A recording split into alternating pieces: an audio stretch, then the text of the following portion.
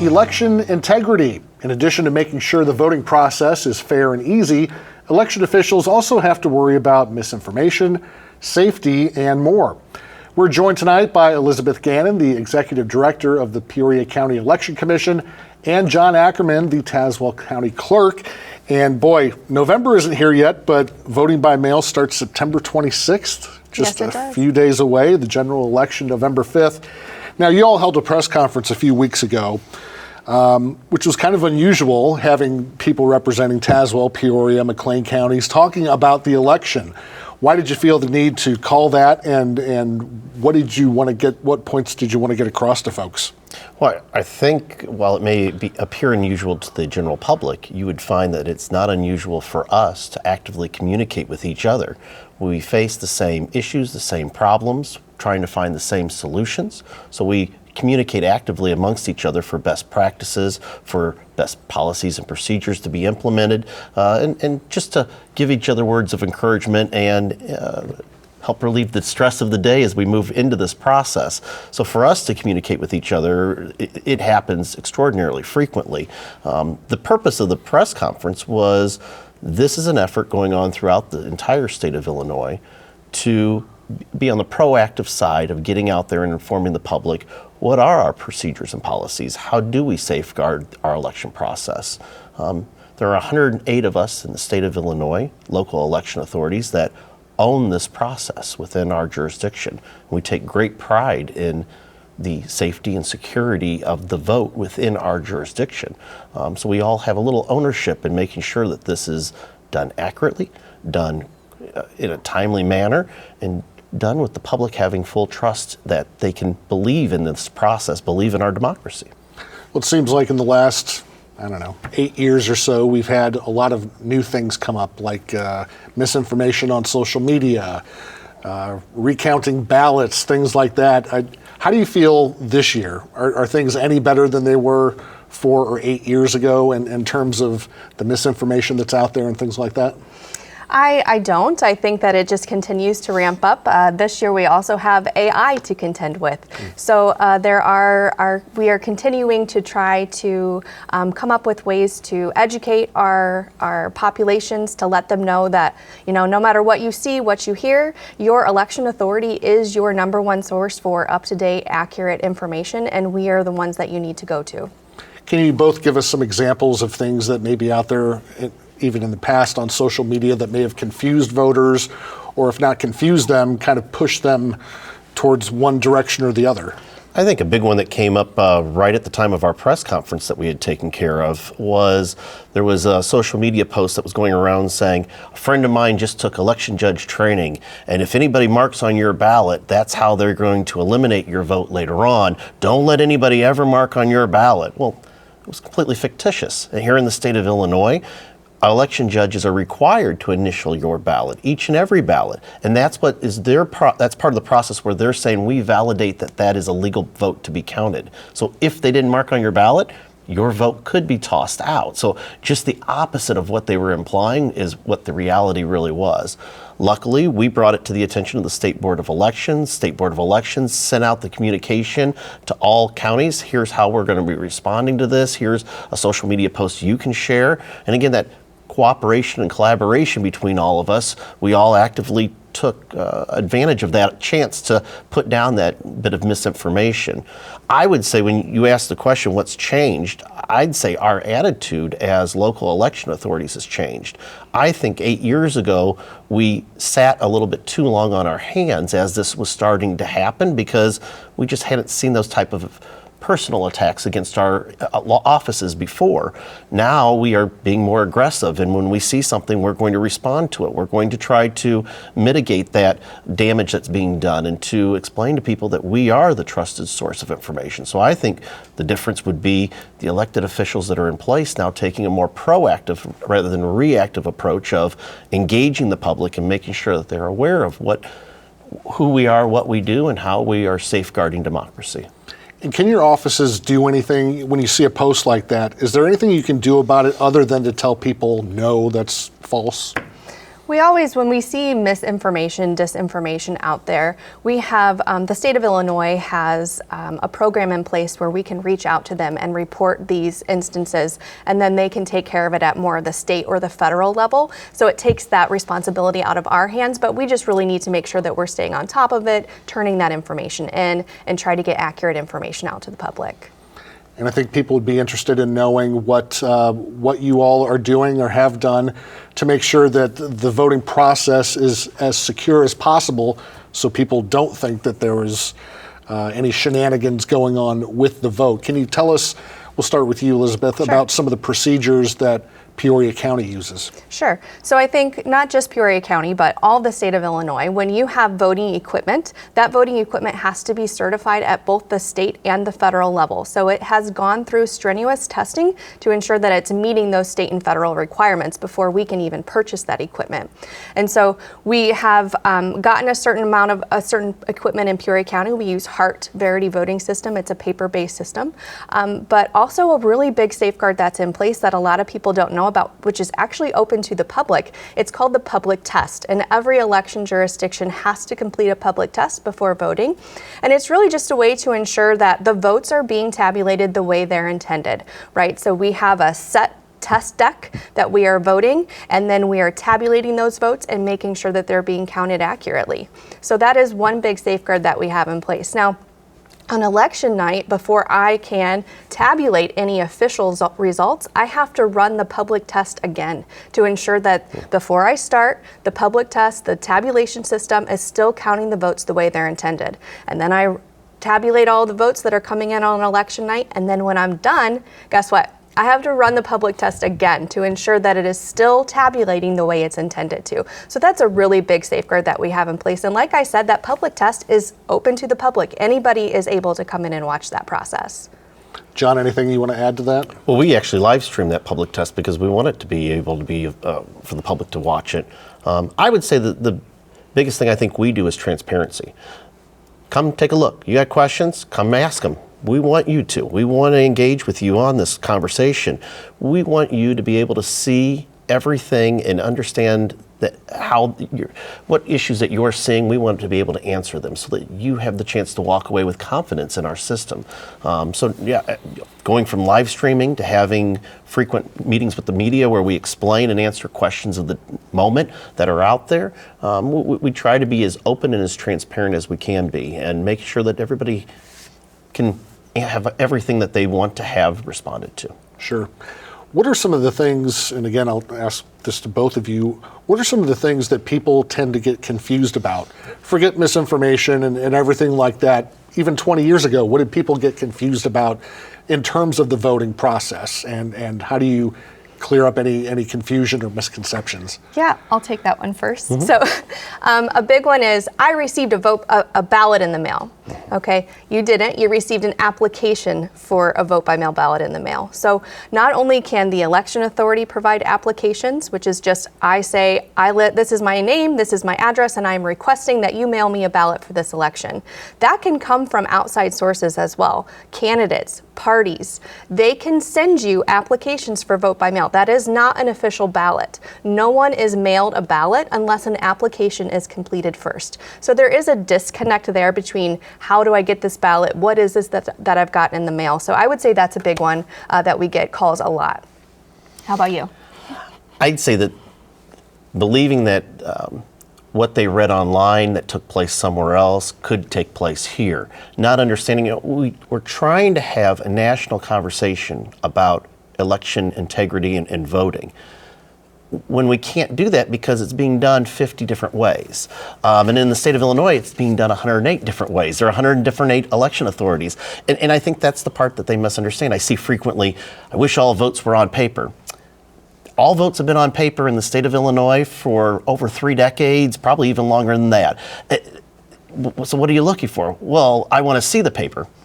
All that paper is held for 4 years by your election authority. Anybody can come in and have a judge ask to have those reviewed. It's materials that are kept, should be audited. We do a sample audit, a sample review of it. You can answer these. The best one I have is I wish there was a barcode. You can track money. Why can't? Guess what? There's a barcode on your ballot that prevents another ballot from going through that tabulation equipment.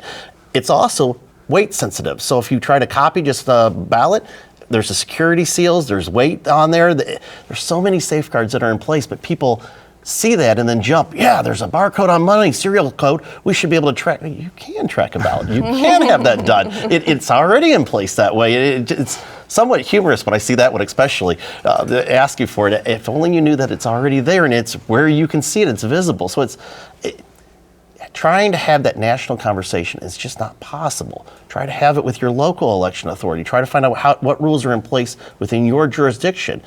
See what's taking place at your local level. And in the state of Illinois, we're blessed to have that local control. There's nobody counting ballots or counting votes anywhere other than my election tabulation facility in Tremont on election night, period, point blank. You can't say that in other states. There's a centralized location. There are other areas. It may be hard to travel. You want to see what's going on? Come down to Tremont and take a look. We'll let you in. We'll let you see the equipment. We want you to, so you can have confidence. And I think all of us in the state of Illinois express that. We want the public to be engaged with us. Are you telling me Chicago doesn't run the whole state? They do not. They don't. This is news to They me. don't, I promise, they don't. All right, just trying to throw a little humor in there. Your counterpart in McLean County, Kathy Michael, said her office is planning a hotline for media members to call through the election where the staff can provide guidance, shoot down rumors, anything like that. Is that anything that either Peoria or Tazewell County plans on doing? My cell phone already is pretty much a hotline. I think everybody knows it, and everybody in the media knows how to get a hold of me. I'll answer a phone call at any point to talk. Because again, that's about being accessible and being able to answer those questions. So no, we already have those steps in place to be able to take care of any issues that come up like that. Any specific issues between now and say 2020 that you've learned in terms of just the voting process? Any changes that have been made to try and streamline things or make things less confusing? I guess what I'm asking is, when people vote in November, is there going to be anything different than years past? Well, I'll say that we have been increasing in the state of Illinois our usage of vote by mail. And it is safe and it's a secure way to vote when the procedures are being followed by the election authorities. So again, it gets back to having trust and making sure your local election authority is following the procedures and policies that are in place. My problem with vote by mail, my concern is, unfortunately, there's been changes with the United States Postal Service and how they handle election mail. In 2020, they sent out a bulletin and made it a priority that all election mail will be handled within the jurisdiction, that there were special rules in place to maintain those ballots, to lower the amount of hands that are physically touching those ballots and moving them along. Unfortunately, from what we've seen, that process has been removed. They are going to more regional distribution centers. There are more hands on the process. The ballots are being transferred multiple times. We have been working already with congressional leaders to hope to change that back before Election Day, back to the procedures of 2020 when it was more streamlined, it seemed more quick. I hope that's in place, because I do think throughout the state of Illinois we're going to have some problems with the Postal Service's timely delivery of those ballots if these changes aren't implemented. But I'm confident, after some congressional leaders have talked, that they're working on that and getting that done. I don't have any problems with vote by mail the way we handle it, but it's that outside source, the United States Postal Service, the changes that they've implemented that does concern me. What is the deadline on vote by mail? When do you have to have your postmark? They have to be postmarked by on Election Day. Okay. And then it can be up to 14 days afterwards for it to hit our office. We have implemented in Tazewell County a new service that allows for the ballot to be tracked by the voter. So when they put it in the mail, they can go online and be able to see where their ballot is in the process. Peoria County has already had that. This will empower the voters to hold the Postal Service accountable for the timely delivery of their ballot. That is a feature that hadn't been available before. It's a free service that's being offered now in McLean, Tazewell, and Peoria County. Again, Peoria County already had it. But this will empower those voters to be able to hold the Postal Service accountable for making sure that their ballot is delivered within that 14-day window. We're just starting to see too many incidents of ballots coming in after that, in which we cannot count those ballots. And the voter may have done everything right. probably was a mistake. Well, from what I've been seeing, it's been mistakes by the Postal Service that have denied those individuals the right to vote. And as an election authority, I want to try to eliminate that. So I'm proud to introduce that this year. Again, Peoria County's already had it, but voters need to know when they're using vote by mail, they're empowered, they have that ability, utilize that power. Make sure that you're holding the Postal Service accountable for the timely delivery of your most precious item, your ability to vote in these elections. That was going to be my next question. When people vote by mail, do you typically see them trying to get it in as early as possible, or do they wait until as late as possible? I think there's really kind of a trend for both. There's those people that get their ballots right away, they vote them and get them right back in. And then there's also people that like to hold on to it, see if anything changes in the political atmosphere before they cast their ballot and turn it in. So I think it really just depends on the voter themselves.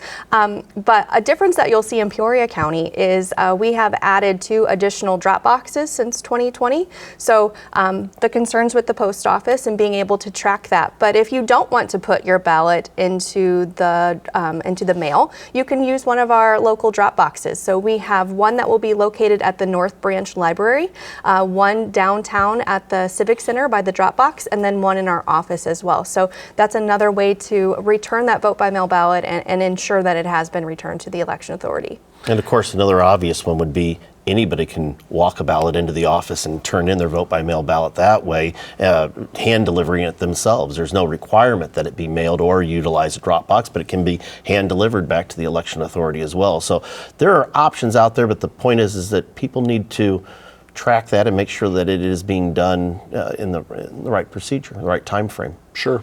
How are both counties doing on election judge recruiting so far? Do you have enough judges, or are we still looking? We're always taking judges in Peoria County. We're doing really well right now. We're always accepting applications, and we are going to be pushing. So school just started back up, so we are pushing hard to recruit high school election judges. If you are a junior and senior in good standing at a local high school, you have permission from your principal and your parent, you can serve as an election judge. It's a great way to get involved in the election process, kind of see behind the curtain. How does elections work? How does democracy work? You get paid for it. You get a day off school. So there are some benefits there, and we're really trying to push hard to get. Our goal is to have 100 student election judges in Peoria County. So we'll see if we get there. All right. John, what about you? The same. I think her answer is great, but I guess a tie in there would be our change of our use of election judges has drastically changed since 2020. As previously, the way we would run an election year is we would slowly ramp up our volume of work. From the beginning of early voting all the way to election day. And at election day, we would have our peak of most turnout, most activity, most need for assistance. With vote by mail becoming so prominent now, it has changed every office in the state of Illinois where the first day of early voting, you've got a ton of ballots that are going out, and they're coming in now throughout that entire process, long process. So the workload and the volume of activity within the office has been drug out over a much larger time frame, and there isn't that slow ramp up. It is immediate. An example, previously, before 2020, the most vote by mail ballots Tazewell County had ever done was 4,000 votes. That's not bad. But I'll be mailing out on day one this year 8,000 vote by mail ballots. So 4,000 over the course of the entire election process is now doubled on day one. I'll probably hit 12,000 vote by mail ballots by election day. That workload's just not been seen in previous elections. This is the second time, major time that we've worked through this. So we've all adjusted our schedules and our work staff and our workflow, but it's something that is still being ironed out, as well as it's a much larger time frame for a lot more activity taking place within the offices that previously in past generations had not been seen or done. Yeah, we've got them beat. We're at 18,000 going out the door the first day. So, okay. and like he said, it's we have 48 hours by law to, once a ballot is returned to our office, to process that, to check it in, and we need election judges to do that. So we're doing this every other day. We have election judges in our office, and we are going through those returned vote by mail ballots. So it is once September 26th, we are full-blown election mode through November 5th. I bet. Well, let's get out our crystal balls briefly here. It's a presidential year, 2024, and typically more people vote on those presidential years. What are your thoughts on possible turnouts this year? It's funny you say that because at our press conference, we actually had a little bit of a disagreement there. We're on different sides.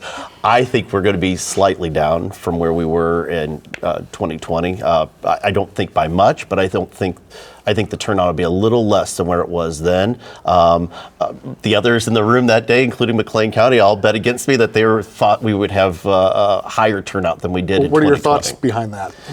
I just feel, and especially I thought it was true when we had the two same candidates. Now with a different candidate from one of the parties, that could change it a bit. But I thought I was hearing some people say it's the same two as it was last time, and feeling a little disenfranchised that way. So I thought that was going to hold back a little of the numbers. Plus, in 2020, it was a pandemic. We were talking a ton about don't forget to vote, don't forget you can come out, the polls will be. So the topic, because of concern of them being closed because of the pandemic, I think drove a ton of volume that I just don't know if that attention will be there this time without a pandemic pushing it. We always won 100%. For Pete's sakes, I think right. both of us That's complained right. about the workload, but we won 100% each time. But I just feel myself, we're going to be just a little less than where we were in 2020. But my colleagues, again, think we're going to be over Yeah. that. What was the turnout in 2020? Do you recall? 76% in Tazewell County. That's great. We were a little below that. I think we're at like 74%. Okay. But I think we'll get above 75%. I really do. I think that people are involved, engaged, have very specific opinions, and want to voice those opinions. And I really hope that they do.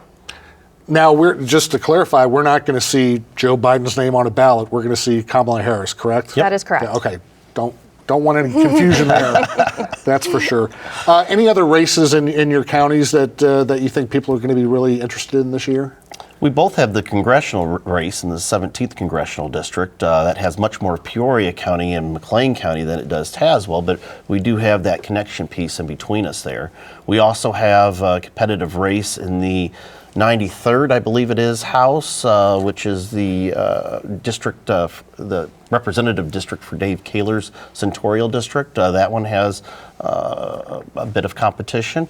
I can't think of any others at this point that jump to my mind, but those two jump to mind as ones that are pretty active right now. We have some local ones that I hope, it's not just the top of the ballot, right? There are state and local races on your ballot as well. And we have a state's attorney race in Peoria County this election cycle. We also have 2 county board districts that are contested as well. So if you live in those districts, do your research. There you go. And I will say too, don't forget, it's the last item on the ballot, but the state did flood quite a few ballot questions on there. So you are going to have quite a few ballot questions, 3 from the state of Illinois.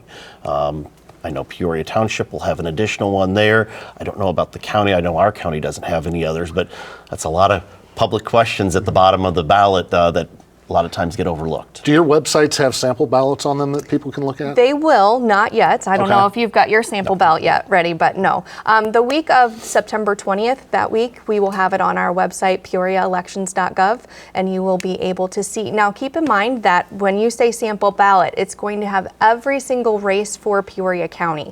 If I was to put every single person's ballot on there, there would be over 300 ballots on there, and then that would be more confusion. So if you want to know what is going to be on your ballot when you vote, look at your voter registration card. That yellow postcard that Peoria County sends out, it's going to list all of the election jurisdictions that you're qualified to vote on based on your address. And you'll just match those up. Look at your sample ballot, match it up to your voter registration card, and then you'll know what's going to be on your ballot specifically. And on election day, I don't want to say problems always come up, but little things tend to pop up here and there. Are you going to be keeping people abreast of what's going on your social media pages, anything like that? We do try to do that. We work very closely with the Peoria County Communications Department to ensure that they're helping to get that information out. We also partner with the local sheriff's and office and the City of Peoria Police Department to ensure that they know where our polling places are and they are around those areas in case there is a need for them as well. We do the same with our local sheriff's office. We have an extra officer that is on duty thanks to our sheriff's cooperation that individual is available if anything should happen. Furthermore, I personally it's a busy day, but there's really nothing in the office to do that day. So the action's in the field, so I engage in the field. I'm out there and I'll hit 3/4 of our polling locations by the end of the day, mainly taking the time to talk with the judges and thank them, but also so I can get an eye on the process and see how things are going throughout the county. If something should happen, I'm easily already on the road, can easily be at one of our locations quickly. And it's been a rewarding thing for me personally to be out there. And I guess that's what I'd really stress for the public too. Don't forget, it's a busy day for all of us, but take the time to thank our election judges.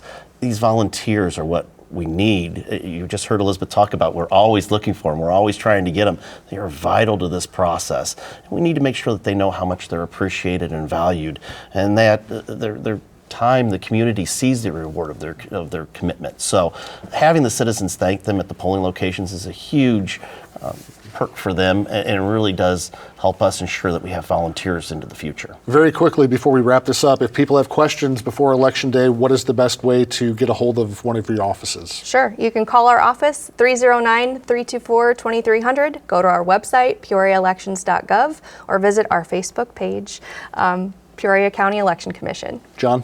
309-477-2264, extension number 3. That's the Elections Division. Hit our TazewellCounty.gov website. Just all those ways to reach out to us. All right. Well, if you do have any questions, they can answer them, and please just get out and vote. It's important. Elizabeth Gannon with Peoria County and John Ackerman with Tazewell County. Thanks for your time. Thanks for you. having us. Appreciate it. And that's our time for right now. Thanks for joining us. You Gotta See This is next.